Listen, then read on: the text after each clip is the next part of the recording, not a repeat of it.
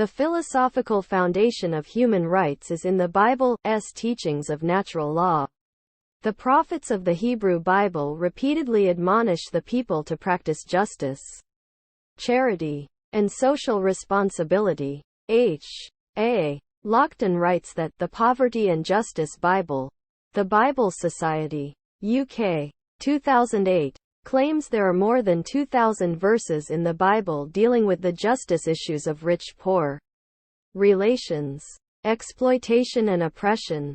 Judaism practiced charity and healing the sick but tended to limit these practices to their own people. For Christians, the Old Testament statements are enhanced by multiple verses such as Matthew chapter 10 verse 8, Luke chapter 10 verse 9 and 9-2, and Acts chapter 5 verse 16 that say, "Heal the sick."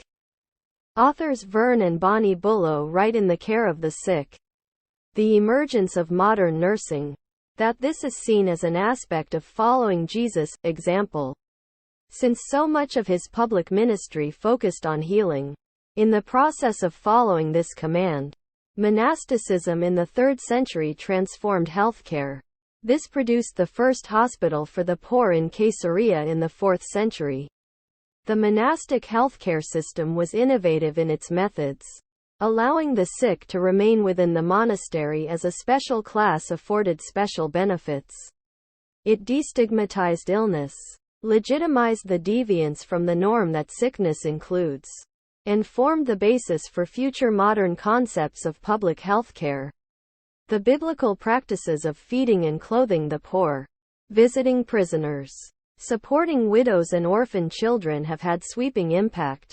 The Bible's emphasis on learning has had formidable influence on believers in Western society.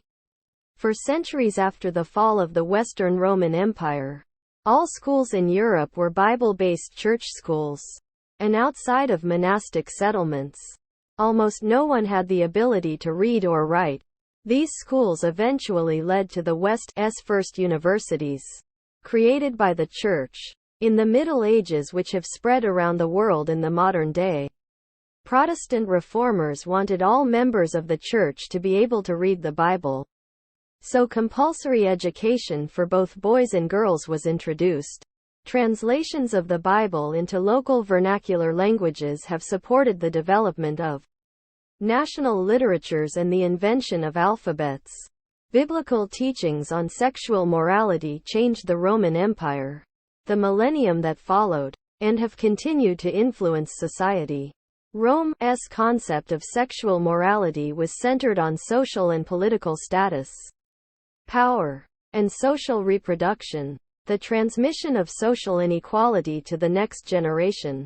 The biblical standard was a radical notion of individual freedom centered around a libertarian paradigm of complete sexual agency.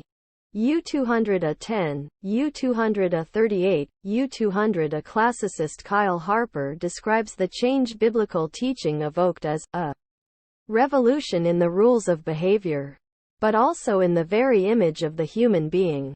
U214-18, U200.